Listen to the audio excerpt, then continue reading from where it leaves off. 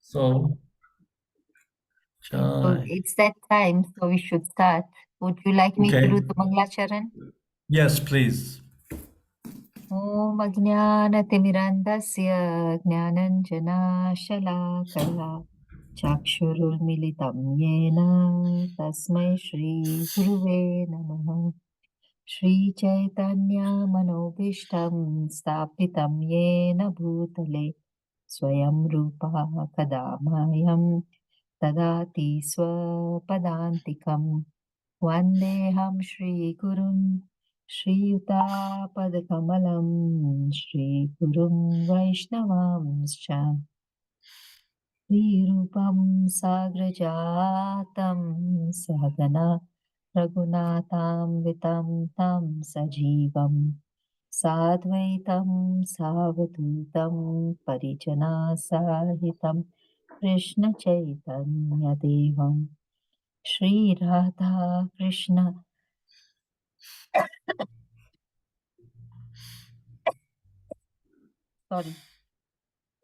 कृष्ण पादां सहगना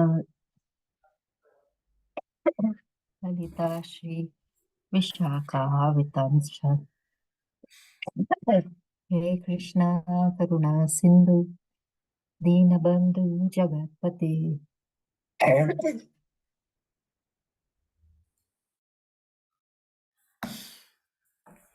गोपेशा गोपिका कान्ता राधा कान्ता नमोऽस्तुते तप्तकाञ्चन गौराङ्गी राधे वृन्दावनेश्वरी वृषभानुसुते देवी प्रणमामि हरिप्रिये वाञ्छकल्पतरुभ्यश्च कृपा सिन्धुभ्येव च पतितानां पावनेभ्यो वैष्णवेभ्यो Vaishnavebhyo Namo Namaha.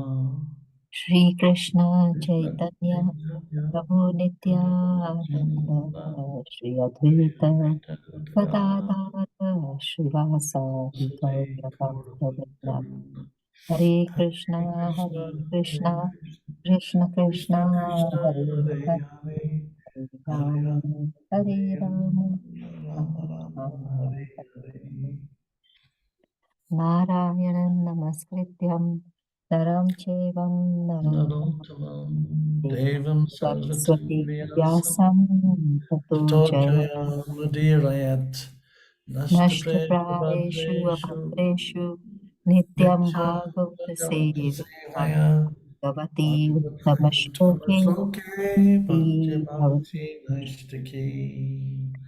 Hare Krishna Prabhuji, please accept our humble obeisances on behalf of everybody who have joined the group and will join, and will hear the recording later on. Prabhuji, we are reading the Srimad Bhagavatam. We are on Canto 2, Chapter 9. Chapter 9 is Answers by Citing the Lord's Version, and we are on text 33, paragraph number 2. So over to you, Hare Krishna. Jai. Jai, thank you very much. Haribol. So, this is quite a session. You know, in preparation for this talk, for the last few days, I've been looking up what various personalities have discussed about the Chatur Shlok. Apart from Srila Prabhupada's purports, we learned a lot from last night's class from Krishna Arjun. And I certainly, after hearing last night's class, I feel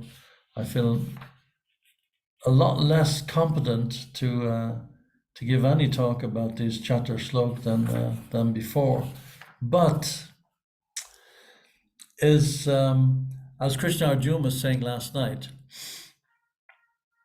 and it's a fact, and I've heard this story before from Hari Sori, that Prabhupada explained, Bhaktisiddhanta explained when he was asked why is he producing a newspaper every day, and he said, well, we can produce the material cosmos is just a quarter of the size of the spiritual cosmos, we can produce hundreds and millions of newspapers every day. And it is a fact that, as Bhaktisiddhanta said, he can spend months and months and months talking about one shloka.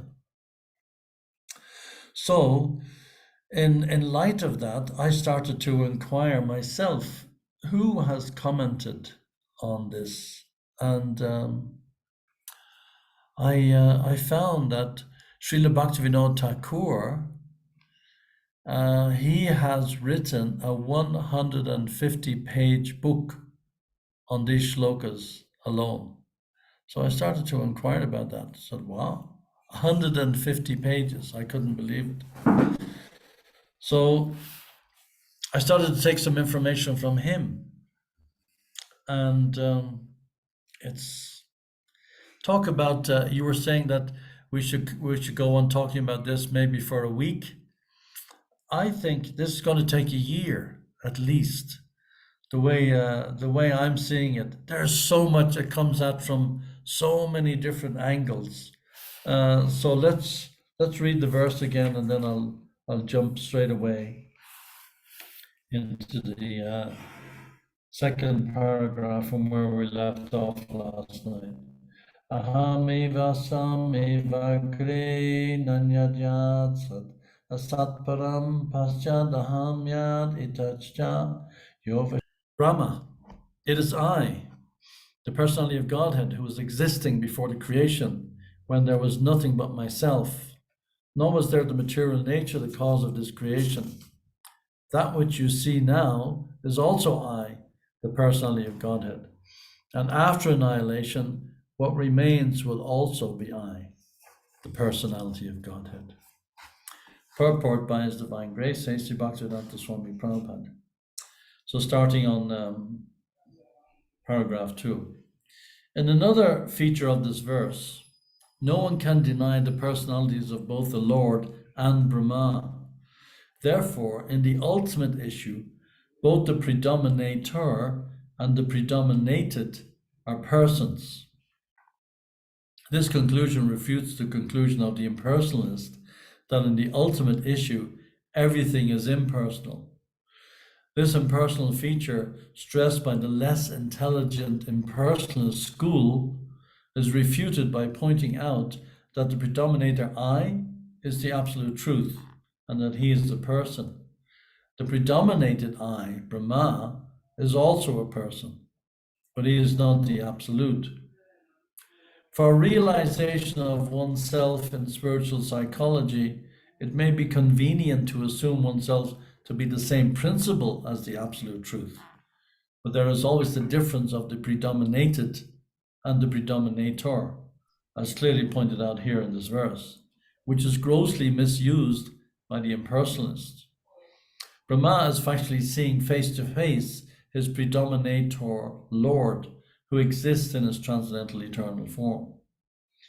Even after the annihilation of the material creation, the form of the Lord as seen by Brahma existed before the creation of Brahma.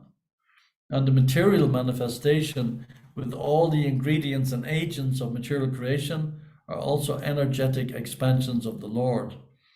And after the exhibition of the Lord's energy comes to a close, what remains is the same personality of Godhead. Therefore, the form of the Lord exists in all circumstances of creation, maintenance, and annihilation. The Vedic hymns confirm this fact in the statement Vasudevo Vada Idam Agra Asinna Brahma Na Shankara Eko Narayana Asinna Brahma Neshana, etc. Before the creation, there was none except Vasudeva. There was neither Brahma nor Shankar. Only Narayan was there and no one else.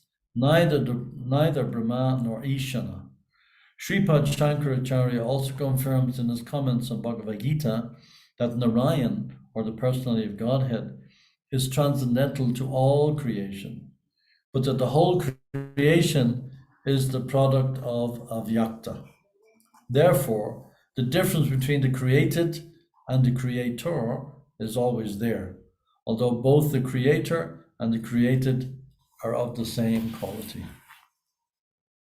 Omagana Timanandasya Ganangana Shalakaya. Chakshuran Militam Jaina Tasmai Shri Gurave Namaha. So here, Prabhupada is stating very clearly that there is a difference, although the quality in terms of the spiritual aspect is the same between Brahma and Krishna, who is Krishna who is addressing Brahma, that the quality is the same, but one is the predominator and one is predominated. So it sounds like a very simple idea to accept that one is dominant and the other is subordinate. And that's the very reason why we have come to this material world from the Tatashta, because we chose to come here. Srila Bhaktivinoda Thakur is explaining that, from what I read, that religious principles will be outlined in the Srimad Bhagavatam. And these principles, if they're given a particular sectarian name, and Srila Bhaktivinoda Thakur was very emphatic in emphasizing this point, that we shouldn't see Srimad Bhagavatam, Bhagavad Gita, Mahabharata, and the Upanishads, and so on and so forth, as being in any form a Hindu idea. He was very much against this idea of sectarianism. He saw all religions as being the same, because ultimately they were all being directed towards God. But because the Srimad Bhagavatam, even the Srimad Bhagavatam, although it's a religious treatise, it's way above any idea or any concept of religion.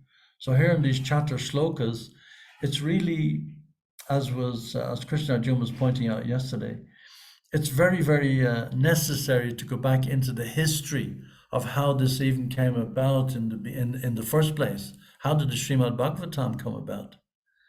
So Srila Bhaktivinoda Thakur is telling us that the Srimad Bhagavatam has established Sanatana Dharma as the Sattvata Dharma, or religious principles related with the absolute truth. And that is a fact.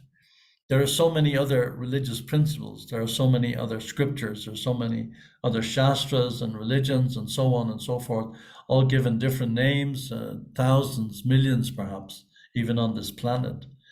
But the ultimate goal is Sanatana Dharma, Sattvata Dharma, as Bhaktivinoda Thakur says.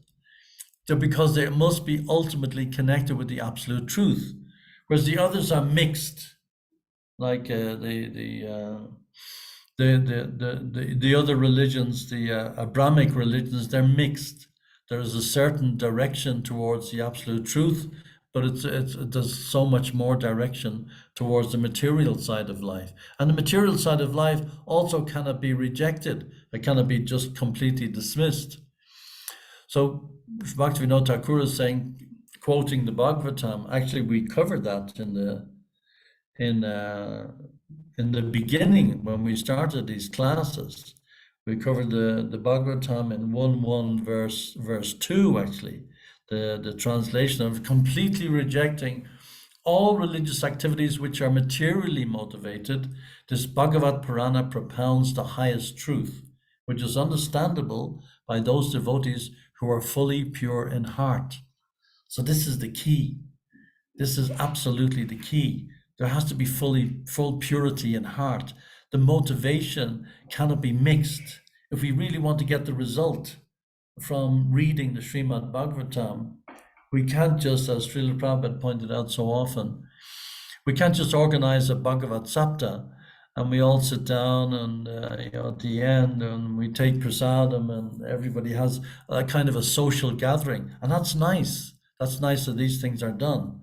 But if we really want to get the most out of reading the Srimad Bhagavatam, we have to have as our original motivation for doing so to churn the ocean of nectar which is there in relationship to our developing our love of God, our love of Krishna.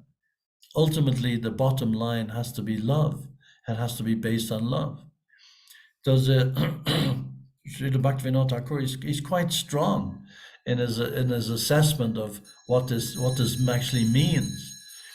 Another name for religious principles, he is saying, is Vaishnav Dharma. There are two kinds of people. There are ass-like Vaishnavs. That sounds like a very strong term. Ass-like Vaishnavs. They fall into the categories, Bhaktivinoda Thakur says, of Shaktas, who are followers of Durga, Shoras, followers of the sun god, Ganapatyas, who are followers of Ganesh, and Shaivites, followers of Shiva, and Vaishnavs. Also, these are kind of like in the material level, still on the material level. Vaishnavas, followers of Vishnu. This is Bhaktivinoda Thakur. But swan-like Vaishnavas are non-sectarian and therefore rare. Samahatma Sadurlabha. Krishna says the same thing. Such a devotee is very, very rare. And these Mahatmas, they're not common. So if one, and Krishna says also that one who endeavors for the truth, hardly one knows me in truth.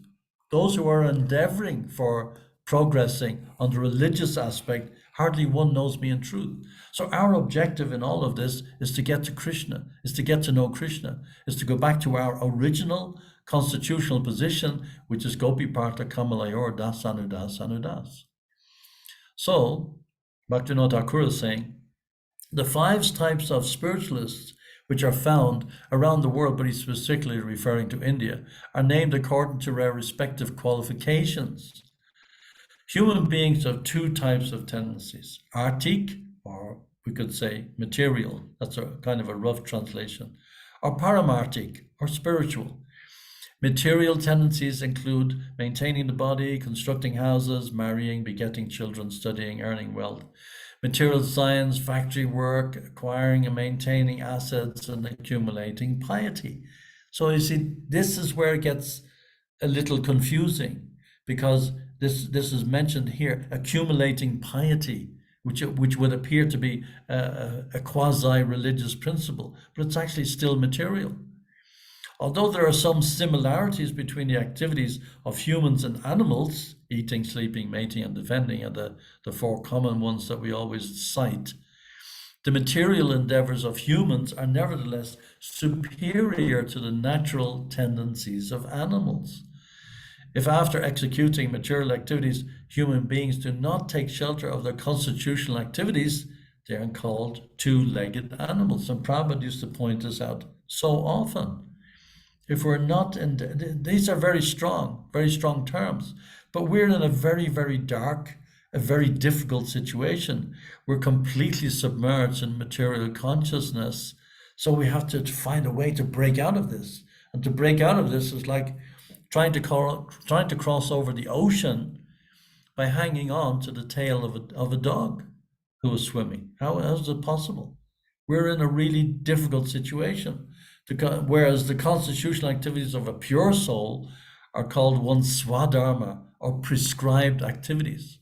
So to what extent are we following prescribed activities, and to what extent are we following simply religious activities out of the sense of social convention? The swadharma of a living entity is prominently manifested in his pure state of existence. So that's what we're aiming for, to manifest our swadharma prominently. That's the thing, that's the key, prominently in a pure state of existence. In the pure state of existence, our swadharma is present in the form of spiritual activities. So we measure, like myself personally, I measure myself every Gaur Purnim, and I try to see, well, what have I done in the last year that has brought me closer to Krishna, brought me closer to the realization that I am eternally a servant of Krishna? And then I can measure by how much effort I'm putting into my japa, how much effort I'm putting into my reading, my chanting, my every activities. And how much am I thinking about Krishna, how much am I thinking about family, society, friendship, and love? And I try to find the balance in the two. So there are ways and means by which we can do that. All of us individually have our own criteria. So material tendencies, they become successful when dovetailed with spiritual activities. This we find as a fact. Otherwise, they cannot independently help one attain the highest goal. So even if we're engaged in pious activities, that's not enough. And again, going back to the first canto, which we covered previously, the second chapter of the first canto, it says, occupational activities a man performs according to his own position are only so much useless labor if they do not provoke attraction for the message of the personality of Godhead. So here in this conversation between Krishna and Brahma, and Prabhupada is pointing out in the purport that no one can deny the personalities of both the Lord and Brahma. So originally, in the original sense, in the religious sense of what we might call Hinduism, the merging of the two, the supreme personality of Godhead and the individual Jivatma, that was considered to be normal. It was only much later that the idea came about that there is a separation, and certainly that was fully promoted by Achinta Bheda Bheda Tattva, the philosophy promoted by Sri Chaitanya Mahaprabhu. So from engagement in material activities up to the awakening of spiritual activities is called the preliminary stage of God consciousness. And from this preliminary stage up to the Uttama Adhikari stage, there's so many different levels. So we're all at a certain level which we can engage with, and we're all at a certain level by which we can judge ourselves. Which level are we on? To which extent are we prepared to go to the next level? So to pull ourselves out of the material consciousness, that takes a huge endeavor. Inquiring about the truth of the material world, for example, is called Shakta Dharma, because the predominating deity of the material world is the goddess Durga. So we've been inquiring about the material world for so many millions of lifetimes. How far is a goddess? All behavior and practice instructed in Shakti Dharma is helpful only in the preliminary stage. Such behavior and practice is meant to bring one closer to spiritual life. And materialistic people may be attracted by this only when they begin to inquire about the supreme absolute truth. So everything has to bring us back to the point of inquiring about the supreme absolute truth. Shakti Dharma is the living entity's initial spiritual endeavor and is extremely essential for people of that level. When the preliminary stage is further strengthened, one attains the next level. When one considers the energy of work and the superiority of heat over dull matter, and he therefore accepts the sun god, who is the source of heat, as his worshipable deity, at the same time, Sora Dharma is awakened. Later, when one considers even heat as dull matter and animal consciousness as superior, then the third stage, Ganapati Dharma, is attained. In the fourth growth stage, we're talking about material development here, which brings us to the point ultimately of Bhakti Yoga. But we go through all these different stages. So we're all on a certain level, and we have to accept the level that we're on. In the fourth stage, Lord Shiva is worshipped as the pure consciousness of the living entities, and Shaiva Dharma manifests. In the fifth stage, the consciousness of the living entity worships the supreme consciousness, and thus Vaishnava Dharma is manifest. Generally, there are 5 types of paramarthika dharmas, or spiritual duties that have been known by different names in different countries at different times. So all the religions, they all lead to the same point, but they all do it in different ways. If one considers all the different dharmas that are current in the world, one can see that they certainly fall within these 5 categories. And Bhaktivinoda Thakur is emphasizing these categories. He's delineating them as religious principles taught by Muhammad, surprisingly enough, and Jesus Christ are similar to the religious principles taught by Vaishnava sects. Buddhism and Jainism are similar to Shaiva Dharma. This is a scientific consideration of truths regarding religious principles. Those who consider their own religious principles as real Dharma and others' religious principles as irreligion or sub-religion are unable to ascertain the truth due to being influenced by prejudice. So how does this apply to us? How does this idea of prejudice apply to us? And we think, well, I'm reading Srimad Bhagavatam, everybody else is inferior to me. but this is not actually the case. Actually, religious principles followed by people in general are different only due to the different qualifications of the practitioners. But the constitutional religious principles of all living entities are the same, because we all have the same constitutional position. So when we go to a church or we go to another place of worship and we see that people are worshiping in a different way, that's a fact. They are worshiping in a different way. It may not be the perfect example to which that we're used to, but we can also think, well, this person is worshiping in his way, but he's worshiping the same God that I am worshiping. Bhaktivinoda Thakur says, it's not proper for swan-like persons to reject religious principles that people in general follow according to their situation. Therefore, with due respect to the religious principles followed by people in general, he's going on to discuss the living entity's constitutional religious principles. So, what are those constitutional religious principles? Sattvata Dharma, as we know it, or non-sectarian Vaishnava Dharma, is the living entity's constitutional or eternal religious principle. Om Tad Vishno Paramam Padam Sada Pashanti Surya. Those who are spiritually advanced simply look to the lotus feet of Vishnu. But the Vaishnava Dharma that is found in the Mayavad Sampradaya is only an indirect imitation of those principles. So here, this verse is speaking predominantly, Krishna is emphasizing there's a difference between the two. There's a difference between the Vaishnava Dharma. That's why we need to go back to the history of how this all came about. Why is Krishna speaking this?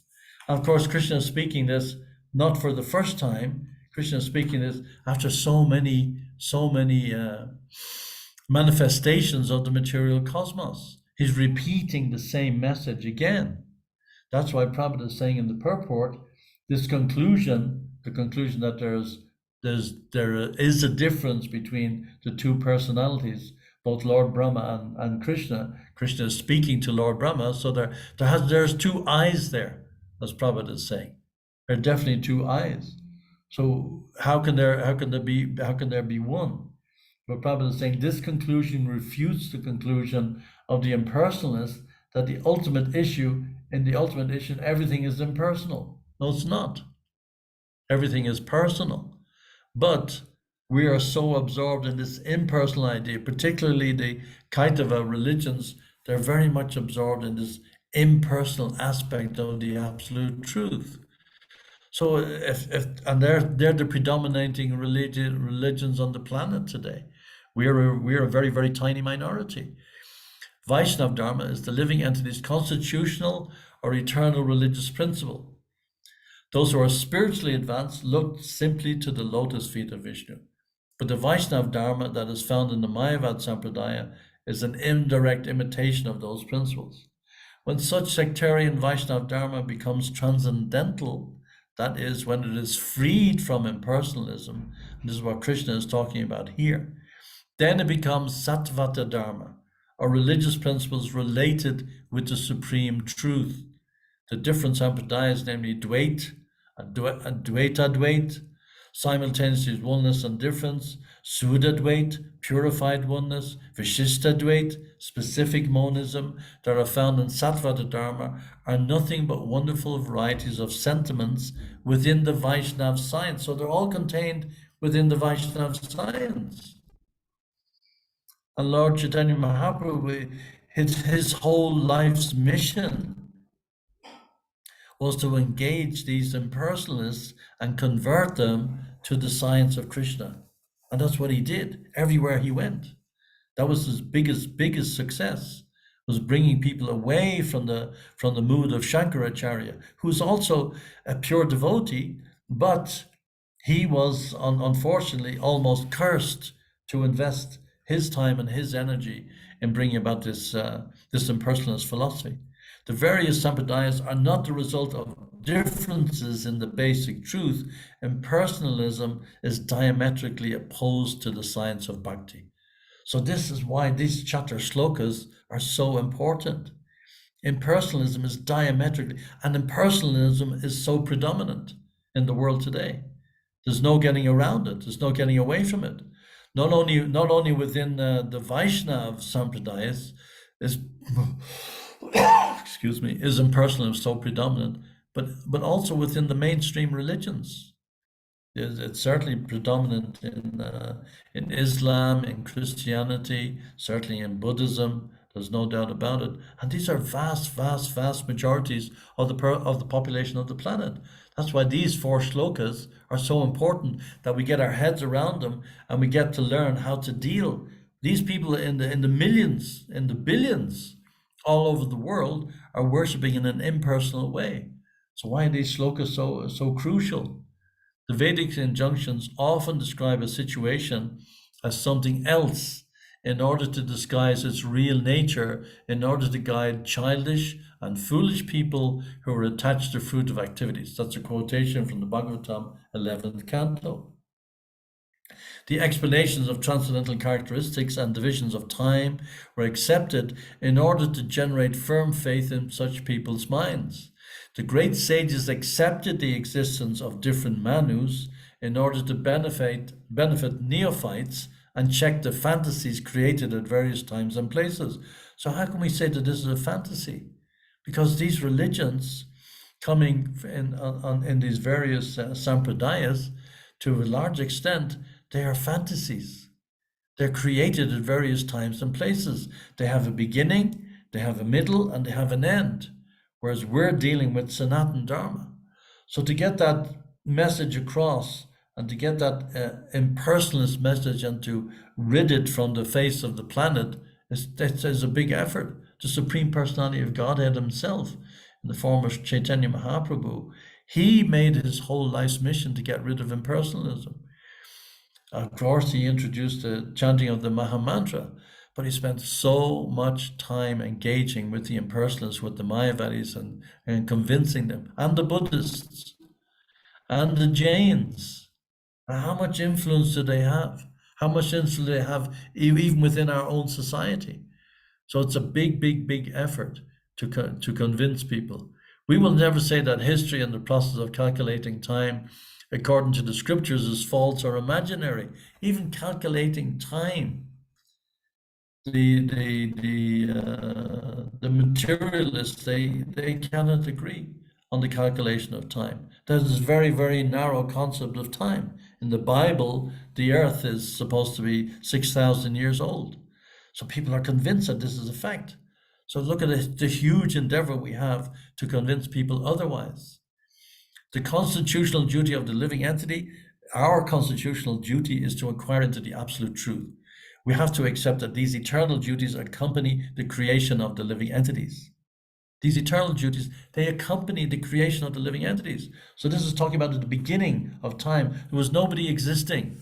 There was only Lord Brahma and there was only Lord Krishna in this conversation. Nobody else was there.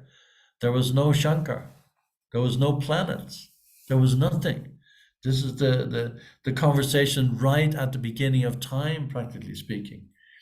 So Krishna is beginning now to explain the constitutional position of the living entities and the eternal duties which accompany those creations. Among all the demigods, Brahma was the first to take birth. He is both the creator and protector of this universe. To his eldest son, Atharva, he instructed the spiritual science of the self, which is the basis of all other branches of knowledge. Thereafter, Atharva imparted this knowledge to Angira. That's from the Mundaka Upanishad, the first verse, in fact, of the Mundaka Upanishad. In the beginning, these eternal duties were self-manifested in the undeveloped state of considering the Lord and the living entity as one. This is also stated in the Mundaka Upanishad.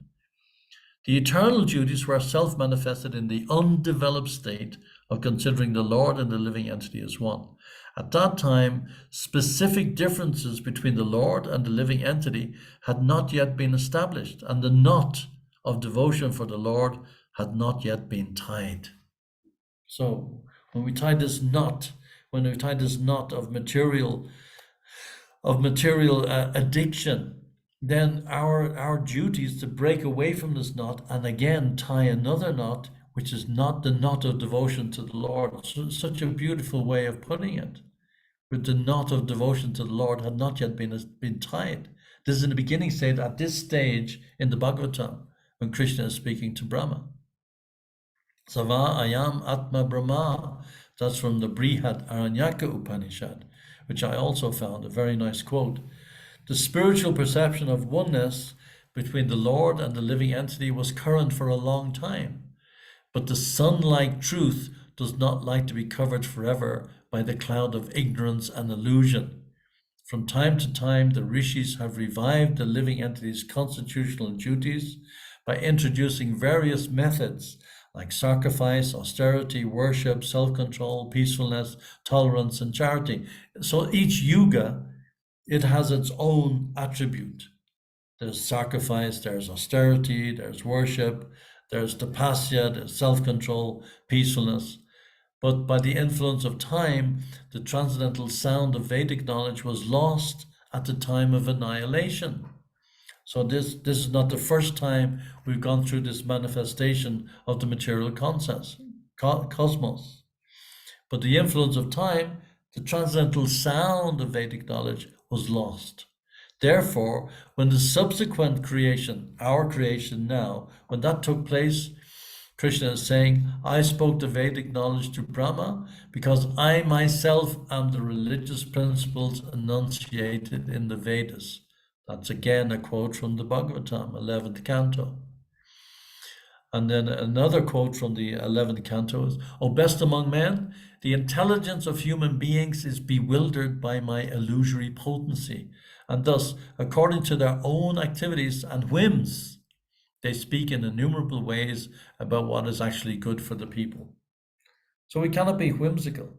We have to be factual. And that factuality has to be based on Shastra. Some people say that they will be happy by performing pious religious activities. Others say that happiness is attained through fame, sense gratification, truthfulness, self-control, or peacefulness. A long time ago, people rejected the idea of oneness with the Lord and began to engage in mundane fruitive activities. So we went from oneness, which is the original idea, and then we started to engage in mundane fruitive activities, and including piety. Falling from one illusion into another appears to be advancement for a person in illusion. This is a fact. We see the progress in the last, say, 100 or 150 or 200 years. It's only 100 years ago that, a little more than 100 years ago, that the first flight took place. The first flight.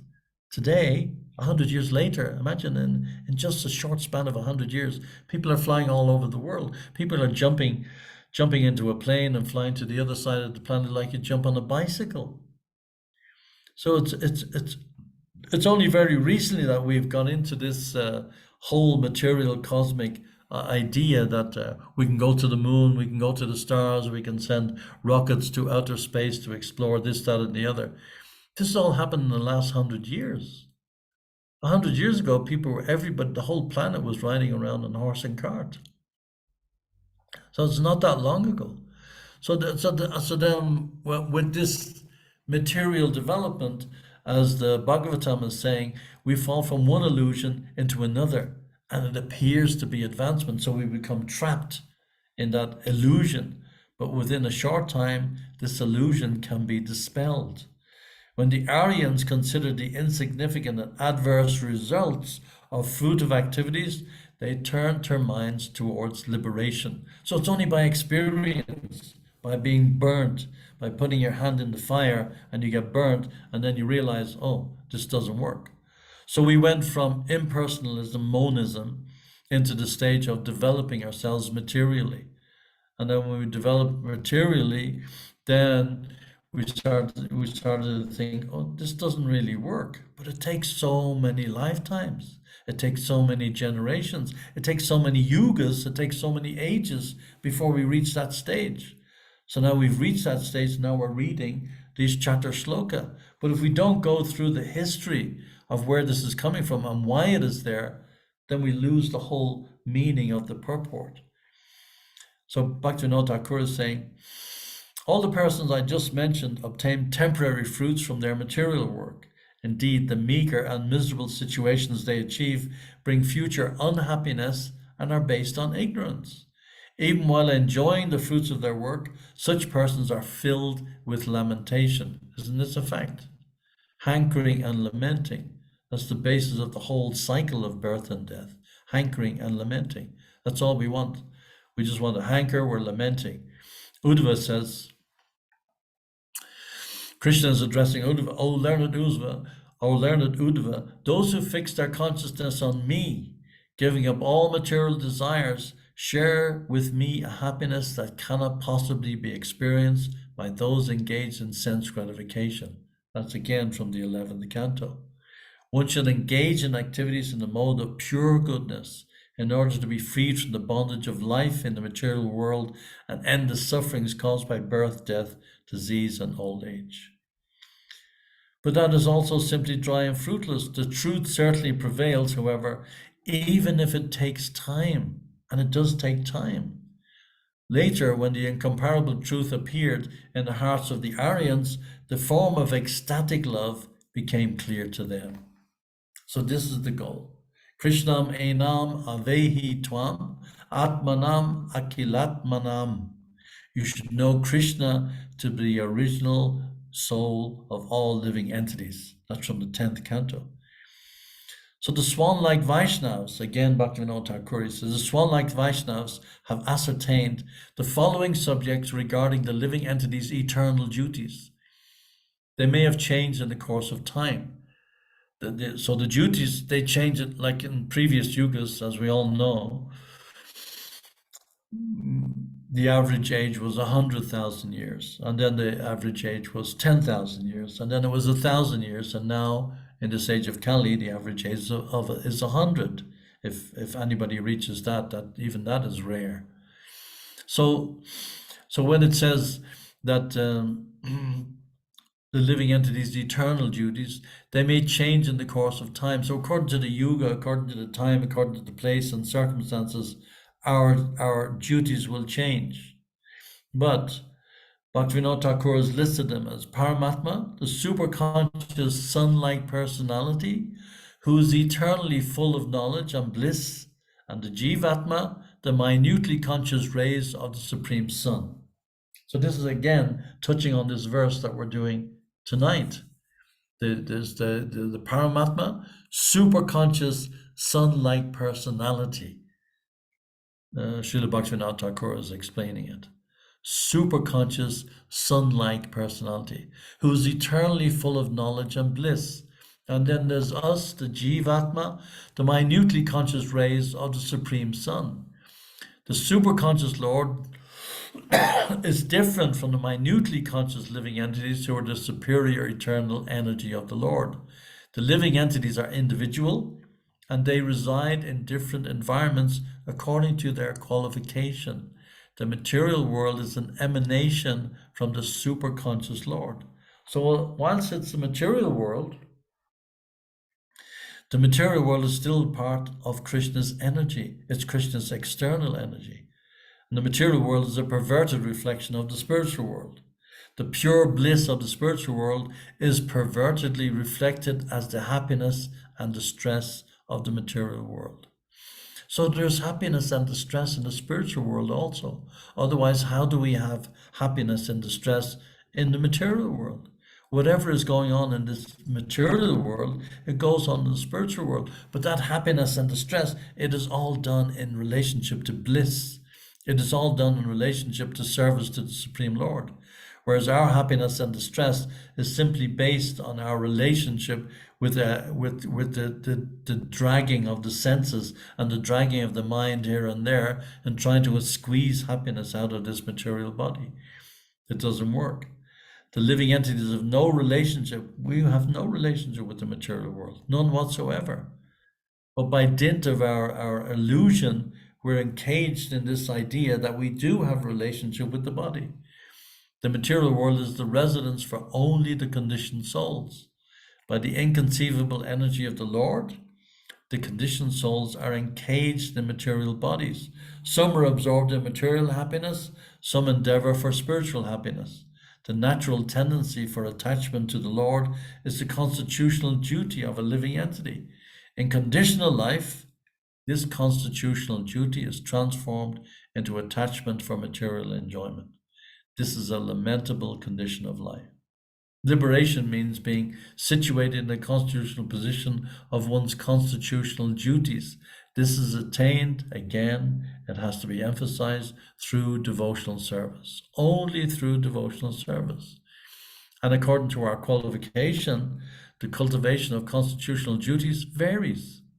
It may be either direct or indirect. So what does that mean? Direct or indirect? Direct cultivation aims at realizing one's constitutional position. There is no possibility of any other result. Indirect cultivation results in irrelevant fruits related with one's material body. So what are these irrelevant fruits? Artha, Kama, Moksha. These are the irrelevant fruits because they bring fruit. They're material. They may be religious. They may be pious, but they're still directed in the material sense.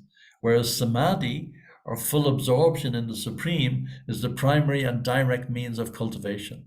Activities such as bodily maintenance that are meant to help attain samadhi are called primary indirect cultivation.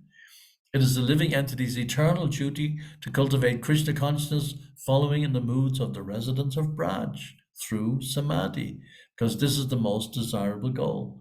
The most glorious activity of a living entity is to engage according to one's qualification in discussions of the conjugal mellows enjoyed by Krishna, the personification of sweetness. So what does that mean? This is our objective. Gopi Bharta Kamalayor, Das Anudas Anudas. We shouldn't fall shy of this. And we shouldn't think, oh no, this is for Sahajas. No, it's not. The most glorious activity, according to Bhaktivinoda Thakur, of a living entity is to engage according to one's qualification in discussions of the conjugal mellows enjoyed by Krishna, the personification of sweetness. Now, those are the 12 items that he has listed. Among these 12 items, the first 4 concern the living entity's relationship with the Lord. Items 5 to 10 concern the living entity's duties, and the last 2 concern the supreme goal. So our goal, ultimately, then the last 2 is to cultivate Krishna consciousness following in the mood of the residents of Braj. That is the most desirable goal. And then again, the living entity is to engage according to his qualification in discussions of the conjugal mellows enjoyed by Krishna. Bhaktivinoda Thakur goes on to explain, during the reign of the Prajapatis, Manus, and demigods, the science of one's relationship with the Lord remained in the form of a seed. Just like we have the seed, the tree, and the branches and the leaves and everything are in the seed. But during the reign of the Prajapatis, the Manus, and the demigods, they remained in the form of a seed. They only considered that there was a worshipable personality who should be kept happy. This is understood from the Pranav and Gayatri mantras.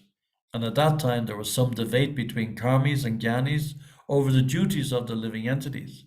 A few personalities like Sanaka and Sanatan completely neglected Parvatri Marg, the path of increasing material prosperity, while the Prajapatis, the Manus, and demigods like Indra desired to satisfy Hari by advancing in material prosperity through the performance of sacrifices. As a result, the thought of heaven and hell entered their minds. So these only came in over a period of a course of time. They were not understood before, that there was a relationship with the Supreme, because it was, according to this verse that we're studying, there was just this idea that there was just oneness. But then at that time, over a period of time, the pure state of the living entities, the search for liberation, and ultimately love of God, they were unknown. This is developing over a long, long period of time. In the latter part of the Vaishvasvata, Manu's reign, when the Smritis and histories were introduced, people began considering the science of self-realization and the goal of life. So imagine how much time this has taken to reach this stage. The proper performance of the 4 kinds of simple sacrifices Vaishvadev offering to the Vishvadevs, Homa offering oblations to the demigods, Balikarma Nitya Srad offering oblations to the forefathers and other living entities, and Atiti Bhojana feeding guests cannot be compared to even 1/16 of the part of the benefit of chanting the holy names of the Lord. So that came much, much later. That was a quote from the Manu Samhita. Chanting the holy names of the Lord came much, much later. But during the reign of the outcasts and the Brahmins and Kshatriyas created by Parashuram, there was a particular advancement made in understanding one's relationship with the Lord. So imagine Parashuram, just before the reign of Lord Ramachandra, it came up to that point before there was any understanding of one's relationship with the Lord. The activities in cultivating that relationship and the attainment of life's goal as found in the Puranas and philosophical scriptures. So there's a quote from the sixth canto of the Bhagavatam. O my Lord, O source of all opportunities, I do not desire to enjoy in Dhruvalok, the heavenly planets, or the planet where Lord Brahma resides, nor do I want to be the supreme ruler of all the earthly planets or the lower planetary systems. I do not desire to be master of the powers of mystic yoga, nor do I want liberation if I have to give up your lotus feet. So this took millions and millions and millions of years to reach the point of understanding that the goal of life is to worship the Supreme Personality of Godhead, or even the idea that there's a difference between the individual soul and the Supreme Lord. And this took great personalities to bring it around to this point. So the complete discussion of these three truths is found in Srimad Bhagavatam. The conclusions are clearly presented, but the Srimad Bhagavatam, Bhaktivinoda Thakur says, it's like an ocean. It is extremely different. Listen to this. It is extremely difficult for a Madhyam Adhikari to ascertain what part contains which jewels. A Madhyam Adhikari is a very, very advanced soul. For the most part, we're in the Kanishta stage. What to speak of a Madhyam? It is very difficult, extremely difficult for a Madhyam Adhikari to ascertain what part contains which jewels. After considering this, the most merciful disciple of Satakopa, Sri Ramanujacharya, compiled the essential truths of Vaishnavism for the first time. Sometime before that, Sri Shankaracharya wrote a commentary on the Vedanta Sutras and thus extended the cultivation of knowledge. So Shankaracharya, he wrote his commentary in an impersonal way to counteract the effects of the Buddhism, which have become predominant, because Buddhism was promoted by the kings of the day. So Shankaracharya wrote his commentary to counteract the effects of Buddhism, to bring people back eventually to the Vedic scriptures. So we're at the stage here where we're reading the Srimad Bhagavatam, the topmost fruit of the tree of Vedic knowledge. But how many millions of lifetimes, how many millions of generations has it taken for us to reach this stage? And there's so many great, great, great personalities have gone through so many different presentations of different aspects of the absolute truth, including Lord Buddha, including the counterpoints of Sri Shankaracharya, and then finally to the stage of Lord Chaitanya Mahaprabhu, who mellowed out all the different tattvas and brought them all together in one, Achinta Bheda Bheda Tattva. The general symptoms, so we've reached the stage of bhakti. The general symptoms of bhakti are described by Rupa Goswami in his Bhakti Rasamrita Sindhu. And what is that? Anyabilasita sunyam jnana karma anandritam. One should render transcendental loving service to the Supreme Lord, Krishna, favorably and without desire for material profit or gain through fruitive activities or philosophical speculation. This is called pure devotional service. Without desire for material profit or gain through fruitive activities or philosophical speculation. So why do we reach the point of quoting even philosophical speculation? Because we all want to speculate, we all want to guess. We can go through the point of guessing forever, and it won't bring us anywhere. like trying to cross the ocean by grabbing onto the tail of a dog. We can't make it. We have to rely on the scripture. We have to rely on our history, on our scriptural history. We have to know what is the what is the whole cause behind these four slokas. Why are these four slokas so important? We have to know the spiritual and the historical context. Fruitive activities and cultivation of knowledge are not rejected in explaining the symptoms of devotional service. That's a fact. But when the tendency for pure devotion is covered by gyan and karma, devotion will not manifest. So we can use our intelligence. What else do we have? We have to use our intelligence to the extent that we can connect with the absolute truth. But at the same time, gyan and karma, devotion it won't help us to allow devotion to manifest. Devotion, bhakti devi, she's a gift from God that we have to plead for. When fruitive activities become prominent, the discussion of devotional service was checked. When Buddhism was prominent, the cultivation of knowledge was checked. Even worse. And at the time of Shankaracharya, bhakti hid herself within the core of the devotees' hearts. This is Shankaracharya, an incarnation of Lord Shiva. Bhakti had to hide in the core of the devotees' hearts. So we're at the stage here where we're being handed bhakti on a plate. And we can't blame Shankaracharya for that. He's a devotee of the Lord. He's a benefactor of all. We offer our obeisances to him. He had a reason to engage in such work at that particular time. Everyone knows that about 500 BC, the great soul named Gautama took birth in the family, and he spread the mood of nirvishesh, sunyavadi. But why did he do that? He preached for the principle of Jnanakant so vigorously that religious principles of Varnashram Dharma established by the Aryans before him were almost destroyed. But why did he come? Because the principles of Varnashram Dharma, they were being abused in the name of so many other materialistic activities, particularly the killing of animals. So the Buddha philosophy that he preached became like a thorn in the side for all the Aryans' ancient practices. So we have to be careful to make sure that we don't end up using the scriptures, we don't end up using the Srimad Bhagavatam for another ulterior motive. We also have to be careful that we use the Srimad Bhagavatam in a way that it brings us to the lotus feet of Krishna. All signs of Brahminical culture practically disappeared. Completely disappeared. So this is something that we forget. And in the 7th century, when this disaster was no longer tolerable, the Brahmins became very angry and conspired to destroy Buddhism.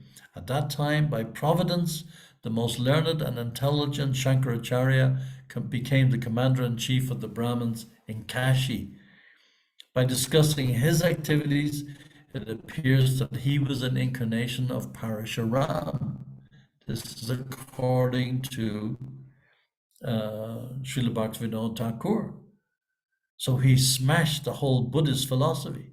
There are many different opinions regarding his birth, but the whole history is so deep, it's so involved, it's so convoluted that we can go from one eon of time to another, and so many things happen. But we take all these things for granted. And we take the personalism for granted. But personalism is also like delicate. It's balancing on like a drop of water balancing on the lotus leaf. So we can't take anything for granted. We have to be constantly begging for the mercy of the Lord. And we have to be constantly absorbed in simply chanting the Hare Krishna Maha Mantra. This is such a gift that we have been given that we simply have to constantly beg for the mercy. When, oh when will that day be mine? My offenses ceasing, taste for the name increasing. When, oh when will your mercy shine? When, oh when will that day be mine? So this is what we constantly have to do. We've no other choice. We simply, Srila Bhaktivinoda Thakur's appearance day on Monday, and when we get to reading his wonderful poems, his beautiful songs that he has written, we can see how deep a personality Srila Bhaktivinoda Thakur is.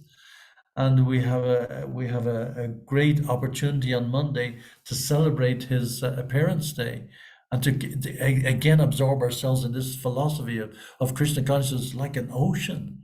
It's an ocean. There's so much there available to us that we can never reach the end of it. This shloka, we just read one paragraph tonight. And there's so much more. We have 3 more shlokas to go. We haven't even finished the first shloka on the first purport. But if we don't know about the history, then we won't know the context in which why Krishna is speaking about this to Brahma. So I think is the time up? Yes, the time is up. So if there are any questions or comments on that, I'm looking forward to continuing to hearing these wonderful discourses every night as we go on. And I hope that has given a little bit of the history and the background of how this shloka came into existence in the Srimad Bhagavatam. Thank you very much. Apologies for the convoluted explanations, but it's such a vast ocean. It's hard to know even where to begin, where to pick it from. There's so much to discuss. It's quite incredible. Thank you very much. Hare Krishna. Hare Krishna, Prabhuji. Thank you so much for today's session. Are there any questions or comments from the group?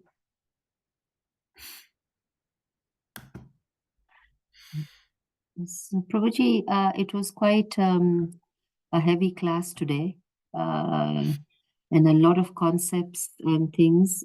Is it possible for you to share with us just this piece of what you've read so that we can read it again? Because a lot of concepts were coming out, and personally for me, I will have to read it again and again for me to understand, because you spoke of Swadharma.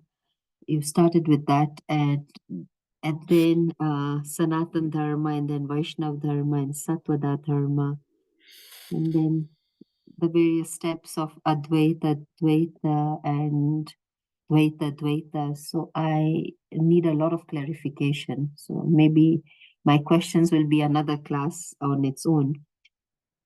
But we can probably, if you can help us clarify a few concepts, like, is not Vaishnava Dharma Sanatan Dharma? What is the difference between Vaishnava Dharma and Sanatan Dharma? Which Vaishnava Dharma? You mentioned something that we have Vaishnava Dharma, and then Yes. First you said Sanatan, first you said Swadharma, which is your own spiritual practices. Then you read about Sanatan Dharma, and then Vaishnav Dharma. So what is the difference between what is Sanatan Dharma? If we can clarify that, then probably we can understand that. The Sanatan Dharma, according to Srila Bhaktivinoda Thakur, which is where I got most of these quotes. Sanatan Dharma is the eternal religious principle of the spirit soul, and that doesn't change.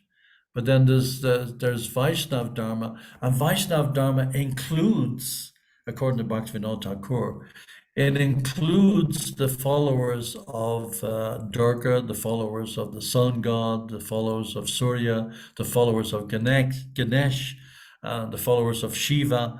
But then all of this was brought together under the umbrella of Chaitanya Mahaprabhu, who brought all these different schools and these philosophies together, Shankaracharya, so on and so forth, and even Vaishnavas, followers of Vishnu.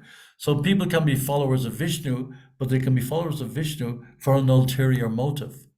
But Bhaktivinoda Thakur says that there's swan-like Vaishnavas are non-sectarian. Non-sectarian. They don't follow Durga, they don't follow Shiva, they don't follow Ganesh. They're non-sectarian. They don't put themselves into categories. Their goal simply is to follow the philosophy of Mahaprabhu and to reach the ultimate goal of becoming an atom at the lotus feet of Krishna. So he says, He said there are two kinds of human beings. That is Bhaktivinoda: material, artika, and paramartika, or spiritual.